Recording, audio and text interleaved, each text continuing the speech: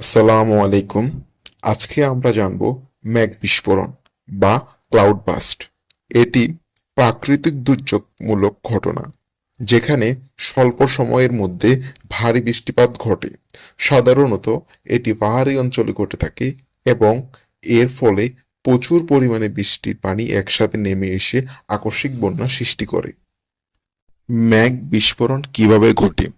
মেঘ বিস্ফোরণ হলো এক ধরনের অতিবৃষ্টি যেখানে খুব অল্প সময়ের মধ্যে প্রচুর বৃষ্টিপাত ঘটে। সাধারণত 20 থেকে 30 মিনিটের মধ্যে প্রচণ্ড বৃষ্টিপাত হয় এবং এটি একটি ক্ষুদ্র ভূখণ্ডে ঘটে।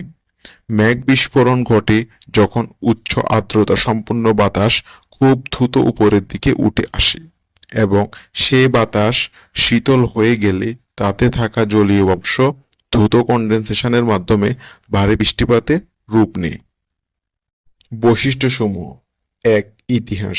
মেঘ বিস্ফোরণ সম্পর্কে প্রথম বিজ্ঞানসম্মত আলোচনা হয় 1940-এর দশকে, যদিও এর আগেও এই ধরনের ঘটনা মানুষের নজরে এসেছে। দুই, অবস্থান। মেঘ বিস্ফোরণ সাধারণত পাহাড়ি বা উঁচু এলাকায় বেশি দেখা যায়, যেমন হিমালয়, আলপাইন অঞ্চল, রকি মাউন্টেন্সের মতো জায়গায় এই ধরনের ঘটনা বেশি ঘটে। বৃষ্টির পরিমাণ: সাধারণত মেঘ বিস্ফোরণের সময় 1 ঘন্টার মধ্যে 100 মিলিমিটার বা তার বেশি বৃষ্টিপাত হতে পারে।